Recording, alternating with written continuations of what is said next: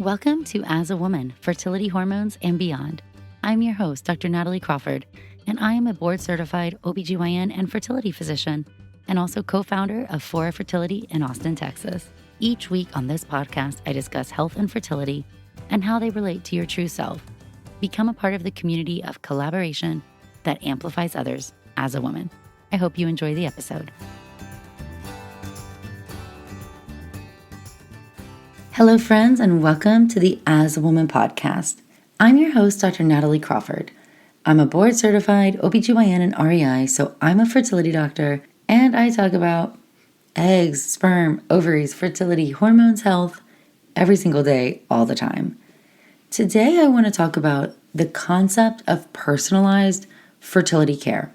When I put up a question box, when I ask you what you want me to talk about, the number one thing that I am getting now, which is crazy because I've been online for a really long time, is your cycle. I am getting results. You're telling me what you went through and what your outcome was, and you're asking how to make it better, which is fine. This is what your doctor, your care team should be doing. Not every cycle is going to be perfect. I'm not going to act like we're always going to know everything. But the one thing that is so striking to me is how often you're not getting that opportunity to get feedback from your team.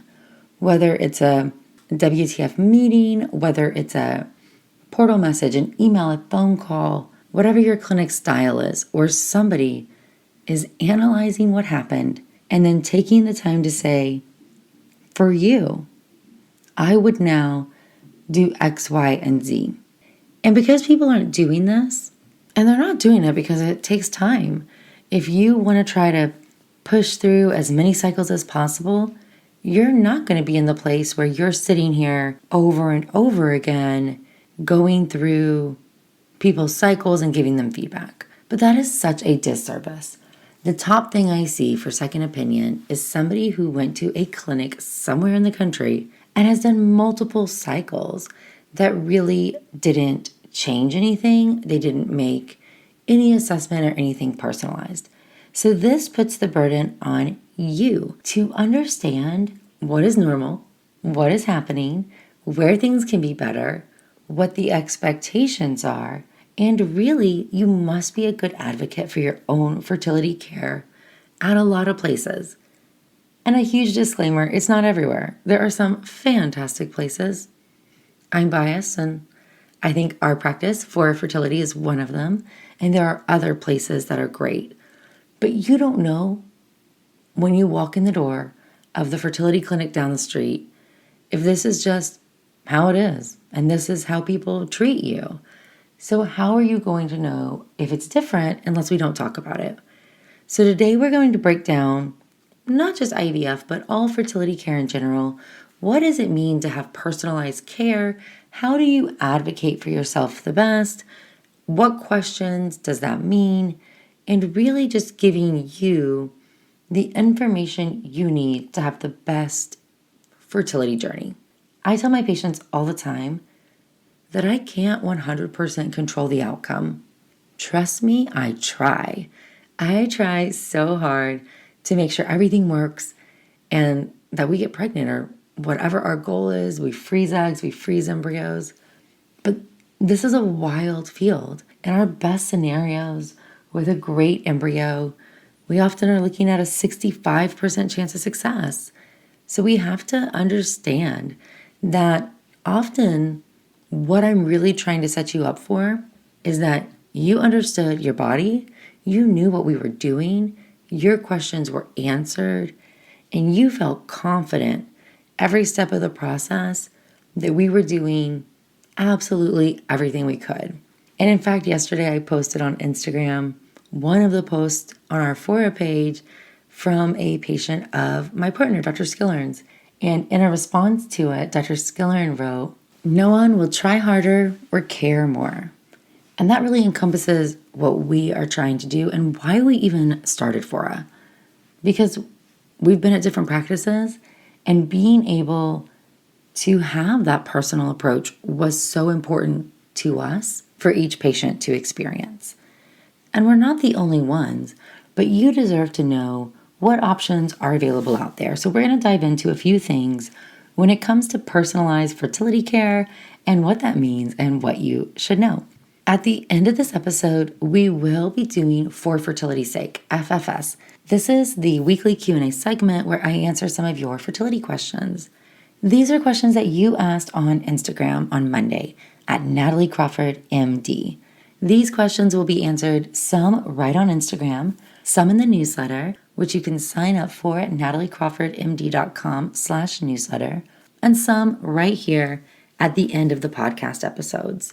You can also call and leave those questions. You can leave your questions at 657-229-3672. Again, that is 657-229-3672. Over on the website, if you check out nataliecrawfordmd.com, you can find out information about the courses, the YouTube channel. You can search the resources section, sign up for the newsletter, and you can also find links to For Fertility, our fertility practice, and then Pinnacle Conference. Pinnacle is our leadership organization for women in medicine. Our annual conference is happening next month, and I'm so excited. If you are a woman in medicine, please check it out. You're going to want to sign up for the email list, the community, even if you can't come to this meeting, because we have some really, really exciting things coming up in the future. When you go to schedule an appointment with a fertility clinic, you're going to enter into care one of a few different ways. One is going to be you just want to see us. For whatever reason, you know something's wrong, or you want testing, or you want the option to preserve your fertility. One big misconception is that you have to have a referral and a doctor has to send you to a doctor. And there's a few insurances, if you have an HMO plan, that do require that to cover that initial visit. But that has to be your primary care doctor, not your OBGYN, and we can help call them and get them to send it. So if you want to see us, you can go to the website, you can pick up the phone, and you can say, I want to be seen. And what are reasons that you can be seen? Probably the most common is, I'm having infertility or I'm not getting pregnant. The normal periods of time when you should seek an evaluation is going to be if you're under age 35 and you've been trying to get pregnant for a year, if you are 35 to 40 and you've been trying to get pregnant for 6 months, and if you're 40 and over and you want to be pregnant or been trying 3 months, really we want to see you much quicker if you're older. Those guidelines are making a bunch of presumptions, and a couple of these are really important to understand. If you have irregular or absent periods, come on down. If you know you have a low egg count, whether it was checked in the past, whether you lost an ovary potentially, you had chemotherapy, you have known bad endometriosis, those things can all impact your ovarian reserve, and you should schedule a visit sooner. If you're having difficulty with intercourse, whether it's painful or there's difficulty with erection or ejaculation, if you can't have sperm and egg close together at the ovulatory time, you should schedule an appointment. So most people are coming in because they've been trying to get pregnant and they haven't achieved it, and they've been trying for a set amount of time, or something's wrong. So irregular cycles, something of that nature. If you're having pregnancy loss, so the workup for pregnancy loss should now start if you've had 2 losses in a row. So if you've had 2 losses, you should now either go to a fertility doctor or your OBGYN to start the evaluation to try to figure out if there is a physiologic cause of your pregnancy loss. Is it just bad luck, which can happen? Is it age? Much more common. But it also could be clotting disorders, genetics, autoimmune disease, endocrine issues, sperm issues. So definitely worth getting an evaluation because some of those things are treatable. Then we see people who just want testing. Maybe they're trying, maybe they want to try soon. Maybe they're getting older. They're going to get married, but they want to travel the world and not get pregnant yet. And we see people who want to preserve fertility. So they come in knowing they want to freeze embryos or eggs because they're not quite ready yet, but they really view having a child as a life goal. And you know I'm a huge fan of that. So you can just call us. You might be seeing your OBGYN or your PCP, and somebody might say, hey, you need to see a fertility doctor. This is abnormal.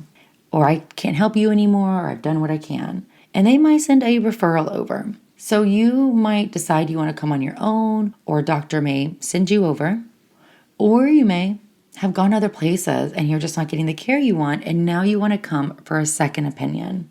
The number of people that I see for a second opinion, and Dr. Skiller, my partner, we see a high number of second opinion patients from all over the country. And I think it is because we do offer something a little bit different. But here's the thing, and I don't want you to get frustrated about this. If you've had fertility treatment done, you've done cycles, you need to know that you want your doctor to have all the records available, because this entire episode is about personalizing fertility care. That means, 1, a workup was done and we have the results to have all the data available. We can't skip steps and then want to have personalized care if we don't have all the data. My patients know I am a data nerd. I want it all. I want to know that we know everything we can know so that we can make the best choices moving forward. If you're coming to me fresh, you got nothing, you've never had an evaluation, you've never done treatment, awesome. I'll do it all. No problem. If you've had some treatment, I want it. I want the records. If that means I don't have them, I'm going to wait to see you until I do. If that means you've had a bunch of tests done, you're curious about them, you've had a bunch of blood work, a semen analysis, we want those records if you're asking me for a second opinion about them. I'm always looking for opportunities where I can put you in control and in the driver's seat. So personalized fertility care, to me, it goes both ways. I only know what you share with me. So number 1, you need to make an appointment anytime you have a concern something is wrong. Fertility doctors, we're on your team. Okay? So number 1, schedule the appointment. We're not scary. We do all of our first visits on telemedicine. Very low hanging fruit. Number 2, you've got to prepare for success, meaning help get the records. If you've had blood work done, you've had testing done, you've had treatment done, you're going to have to fill out record release forms. We're going to have to submit them. They can take up to 30 days to get us your records. So if you do that the night before your appointment, and then I have an appointment, I'm not going to have those records by then. It takes up to 30 days. You might have copies though on your portal. Maybe you had a printed out copy of your cycle. So you might be able to actually facilitate getting records faster by copies that you have or calling the clinic where you had the testing done. Next is filling out the health history questionnaire accurately, completely. Ours is online.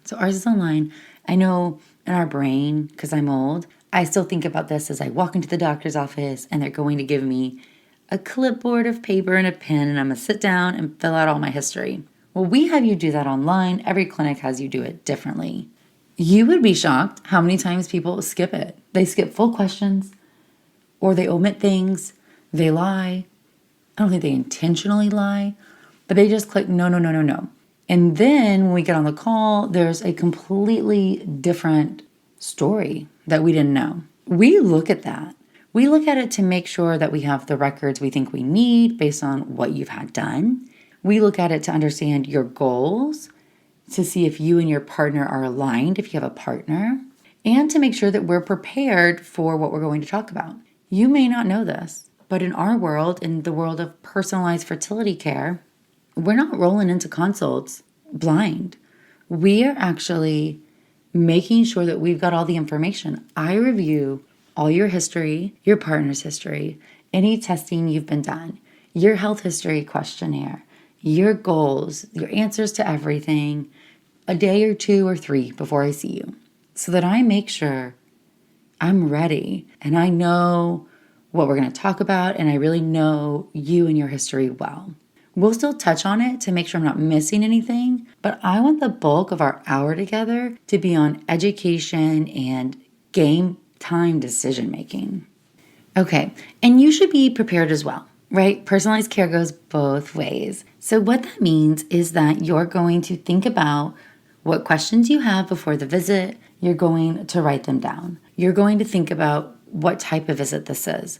So if it's a telemedicine visit, like with us, you have a computer, you have a quiet place, your internet's working, You're not in your car driving while we're trying to have the consult. Or if you're going to the clinic, where is the clinic? How long will it take you to go there? If you have a partner, are they able to join? I want you to maximize your time during the consult. So don't waste time of the consult trying to get on or trying to connect. And I promise we're trying to get in the room as soon as possible or get to that consult as soon as possible. What we want to do in that consult, it's not scary. You're going to be open and honest. You're going to talk about your goals, what you've been through, things that may concern you. You're going to review your history, any treatment you've done. I then talk about fertility a lot. So does my partner.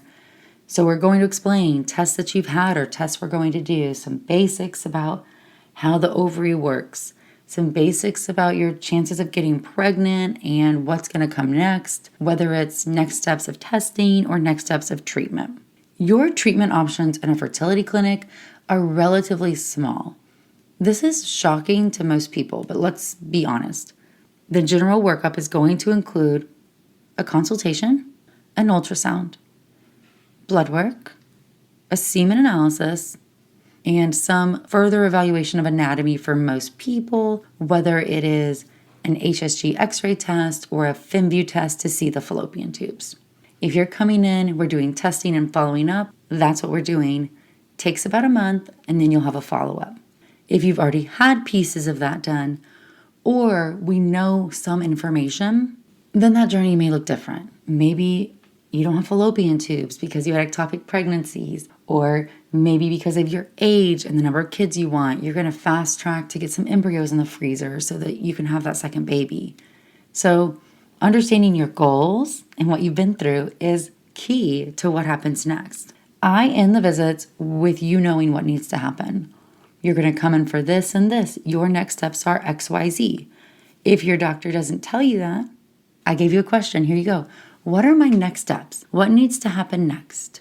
So you can ask them. Is it call with your period? Talk to the financial team. Get me your records. Schedule the ultrasound.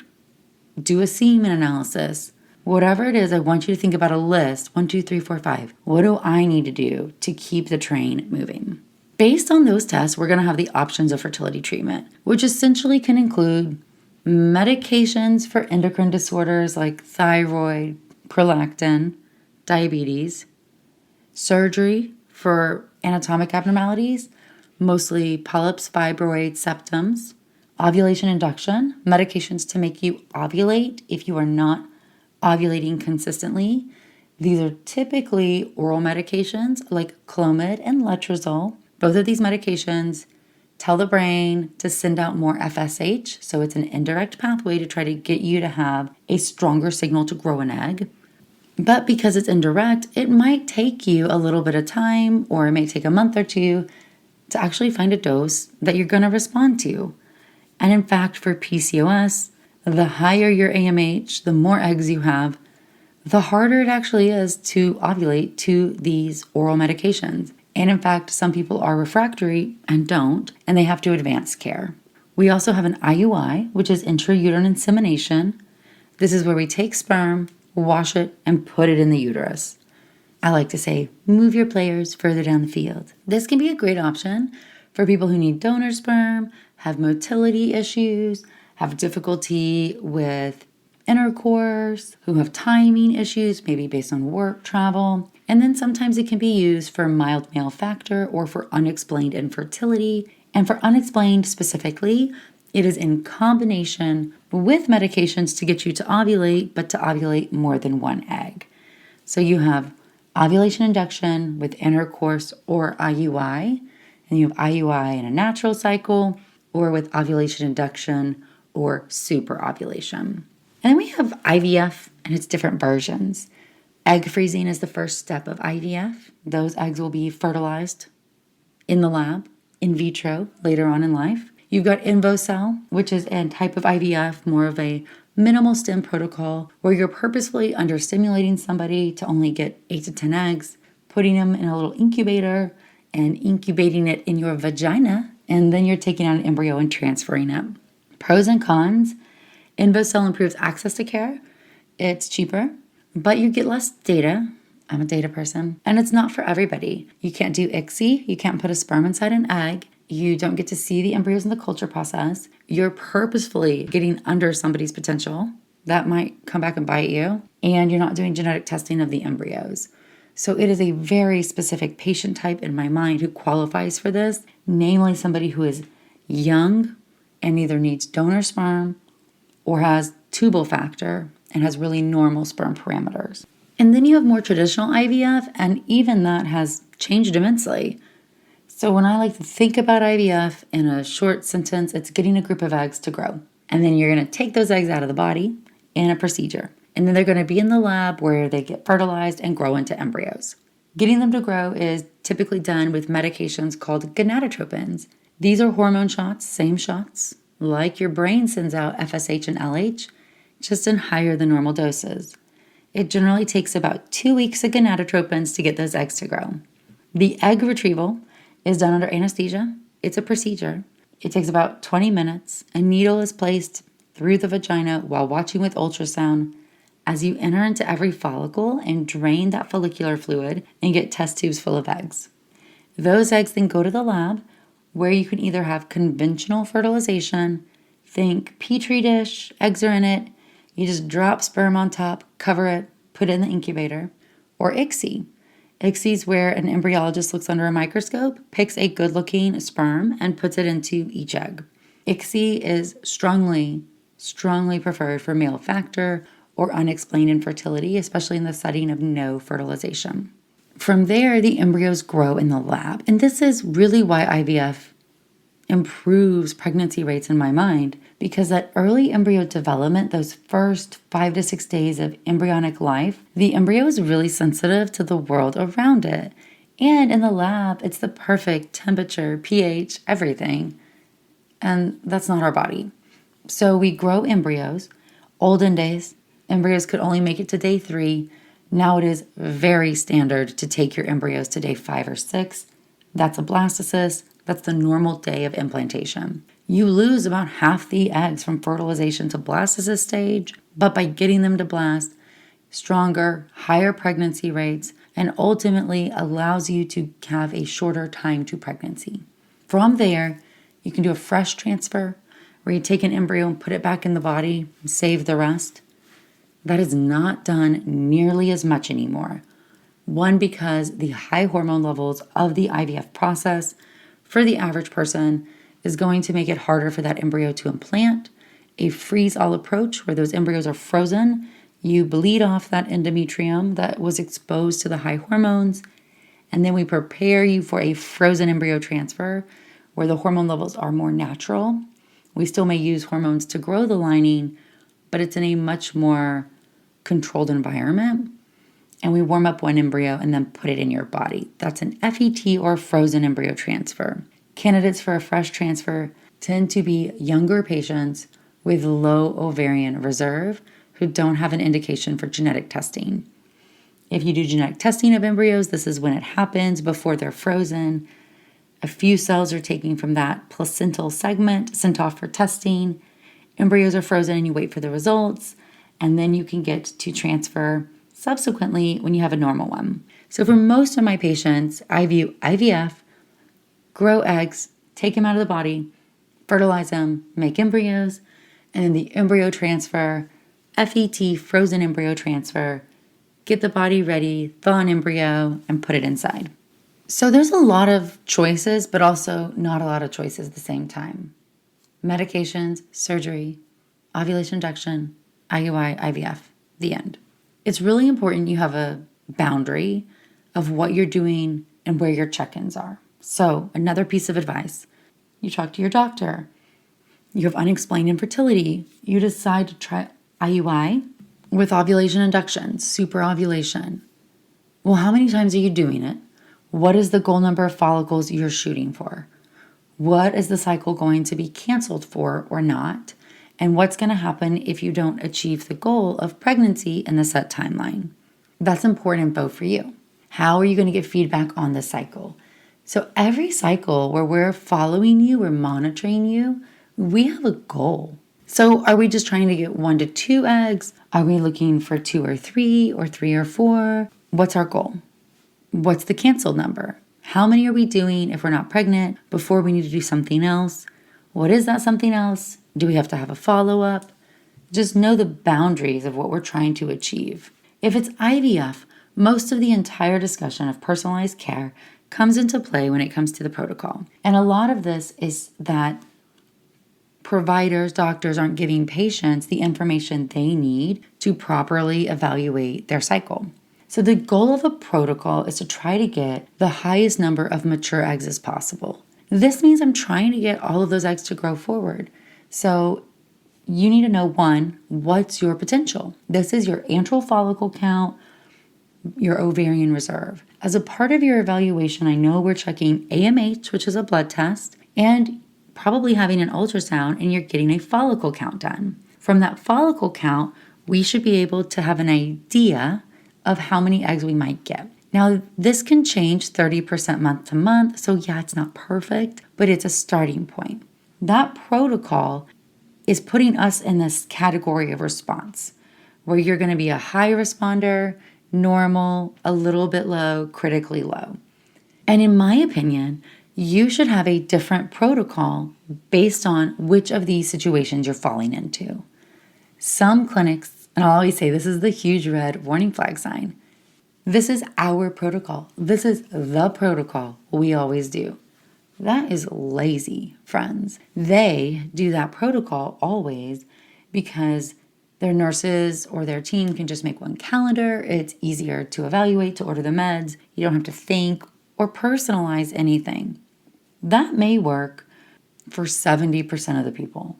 But for some people, you're using your money, your time really ineffectively, and it's sad.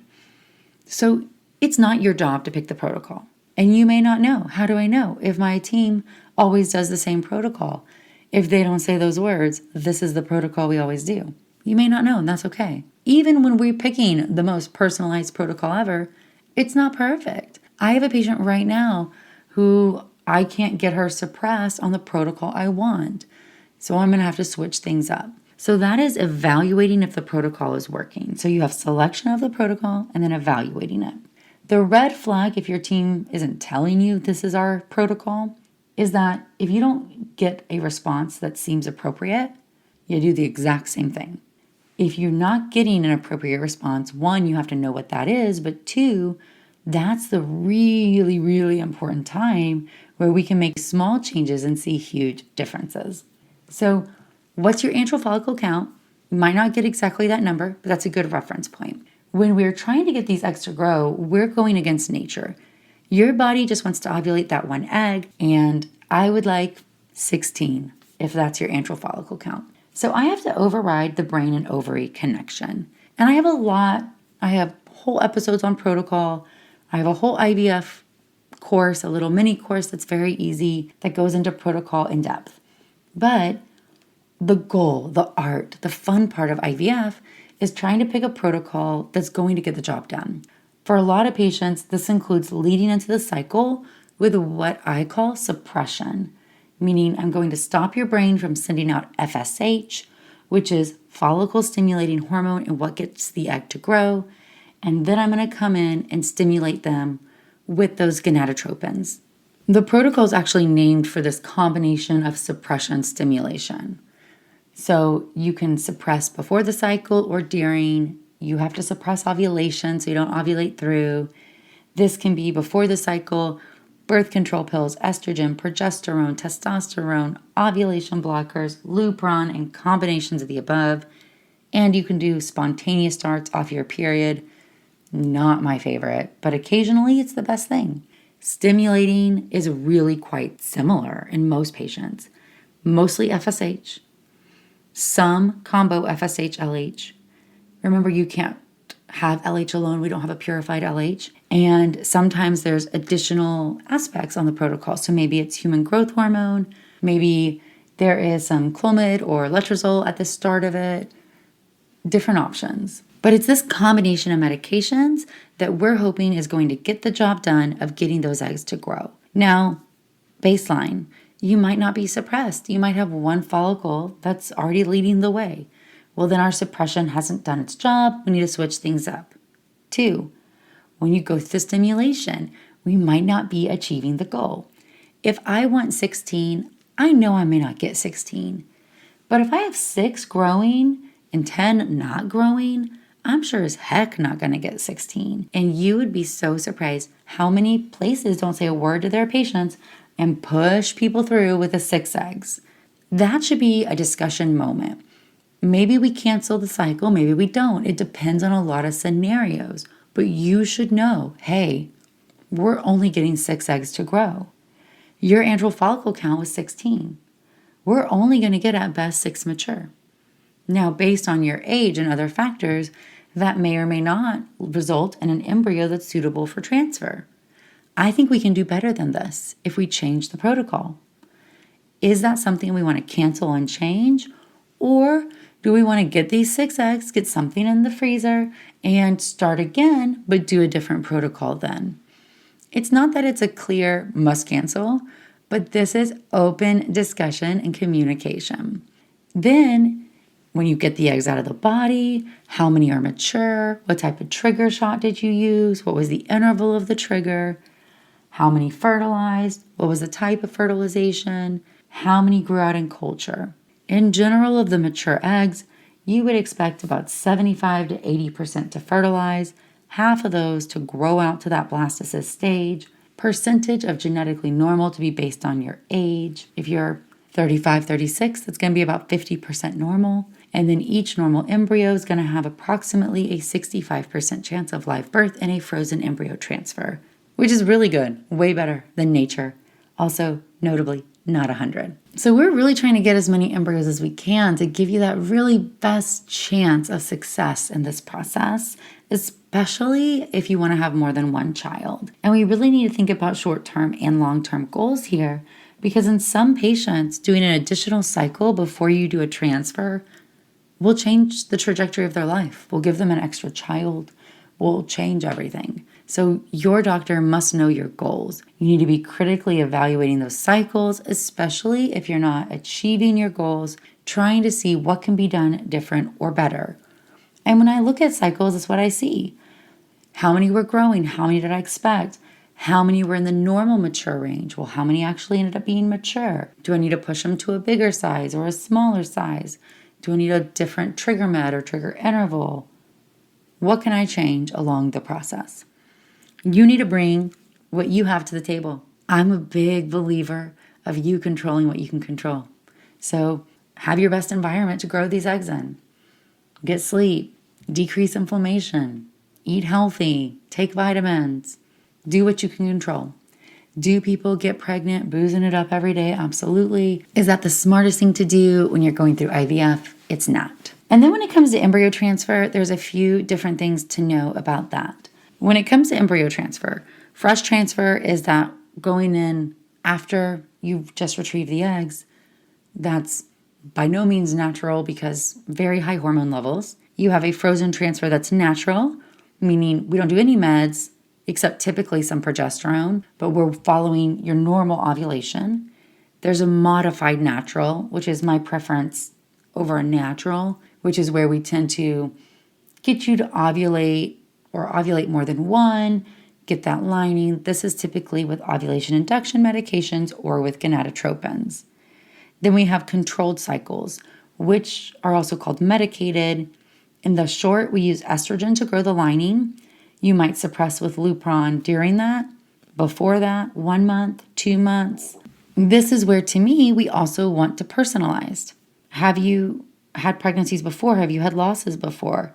Do you ovulate? Do you have PCOS? Do you have endometriosis or concern for endo or adeno or autoimmune disease? I'm a big fan of Lupron when it comes to adeno or endo or autoimmune, unexplained or recurrent losses. It has been shown to decrease the inflammation of endometriosis and makes a more controlled environment. If we really think one of the issues with some of these inflammatory diseases is that inflammation is toxic, making it harder for you to get pregnant, the only way I can change that environment is to stop you from ovulating and give you a medication like Lupron to really change that environment before we go and grow the lining or put the embryo inside. But even within that, as I said, there's different options. And then making sure that testing is being done before the transfer. Have you had an evaluation of the uterine cavity? How's your thyroid hormone? Is there anything else that we need to change or adjust before we get into the cycle? And then if you don't have the transfer work, what's the next step? 65% is not 100. So this is a place where it might be very appropriate to say, we're going to do the same thing, and that's okay. But at some point, you're going to start to fall off that curve. So should you try a different protocol? Do you need to check something else? Do you need to have a hysteroscopy? Where do you start going if you get to the place where 2 or 3 transfers are not working? So in short, you need to set your team up for success by providing the information you have. Good health history, talk about your goals, provide records or cycles. Your team needs to explain everything to you. This is what our next steps are going to be. 1, 2, 3, 4, 5. You need to know what comes next and where the boundary lines are. If you do 3 IUIs and you're not pregnant, we're going to have a follow-up, do IVF, whatever it is. In your IVF cycle, you should know your goals. Everybody's not going to be average. Some people do better, some people do worse, and it doesn't mean your team did bad or was wrong, but it gives a road of expectation so that you can gauge your response. If things are not going the way you want, you need somebody critically evaluating that cycle. It's okay. Your protocol may not be perfect. People are individual. You're sitting here asking for personalized care. And I don't have the magic playbook to know exactly what you need. I'm going to use the data to make my best guess. Honestly, I'm going to evaluate it. And here's the magic. I'm going to evaluate it. And then we're going to make changes once I now have your data and I know how you do. And if somebody's not doing that, no matter how the information is getting to you, if you're doing the exact same thing and you didn't get the result you wanted and nobody's taking the time to tell you why, that's a red flag. And it's very normal, common to get a second opinion. Last thing here, don't get a second opinion and anticipate that you're going to come back to your doctor and say, here's the protocol Dr. Crawford said. It's not going to work. You don't want somebody running a protocol they don't know also. But if you get a second opinion and that resonates with you more, friend, you best be prepared to pack up and go there for IVF or whatever treatment you're doing. It's often not cost effective to travel across the country for IUIs, so many clinics will say, we only will see out-of-state patients for IVF because for you as a human, we need you to come and be here and we need to help you get pregnant and not waste all your money on airplane travel for something that might have a 5 to 10% chance of success depending on your scenario. Everybody's different. So be prepared, know your expectations, know the boundaries, think about when to ask or advocate for yourself, and take care of yourself to the best of your ability so that you know you're controlling, putting in the absolute best egg and sperm quality possible. I'm going to answer a few of our questions for fertility's sake. Again, these are asked on Monday at nataliecrawfordmd on Instagram, and I'm going to do a few quick ones here. Do you recommend Ovasitol for patients with PCOS? I do like Ovasitol or types of inositol, Myo, or D-Chiro for patients with PCOS. It can help with insulin resistance, and I've often seen patients tolerate it a lot better than metformin. So I don't like it for patients who don't have PCOS. So this is one of the things where you might want to wait and make sure you know your diagnosis and see if your doctor personally recommends it or not. What prevents a baby from sticking to the uterine wall? Number 1, genetics. It's just not genetically normal. The cells aren't dividing normally, even if it is normal, it just doesn't have the competency.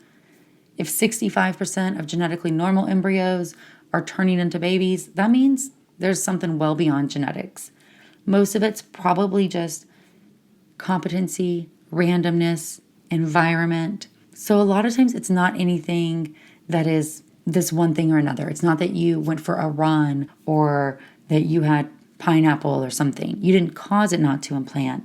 It just doesn't always happen. Can I exercise the week after my embryo transfer? For most patients, yes. I always say, this is the luteal phase. If we're cycle syncing, the luteal phase, when you have this high progesterone, you are in the progestational time. Your body's trying to get ready for that baby.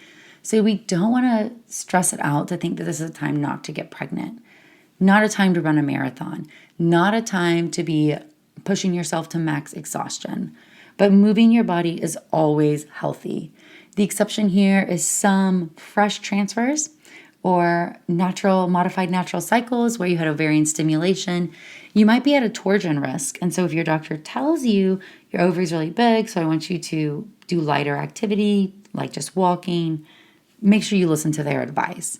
In controlled cycles, specifically when your ovaries are not stimulated at all, there really aren't any restrictions. I just don't want you maxing out or getting new PRs in that time period. What is the typical IVF protocol for a PCOS patient? The typical protocol is called an antagonist. This is the high responder protocol since patients with PCOS tend to have a high egg count.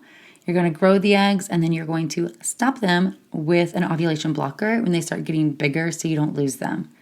I think PCOS patients respond so good when you start with birth control pills. Even if you hate them, they're very effective in PCOS for a couple weeks to synchronize up all of those follicles.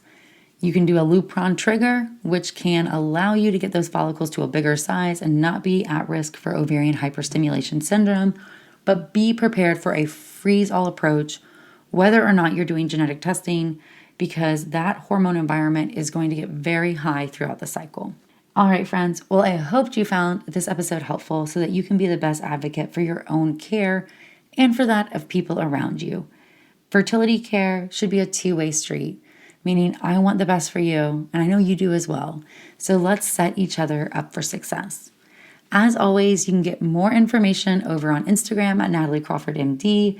Ask your questions there or call and leave a voicemail at 657-229-3672. And you can follow along on YouTube. Thanks, friends. Thank you all for listening to As a Woman. It would mean so much if you could rate, review, and follow the podcast to be notified of new episodes every Sunday. I hope you learned something new, and I hope you share it with someone in your life. Be sure to follow along on Instagram at nataliecrawfordmd and check out the YouTube channel Natalie Crawford MD. If you're interested in becoming a patient, you can also follow Fora Fertility. I'm so thrilled to have you here, part of the community that amplifies others as a woman.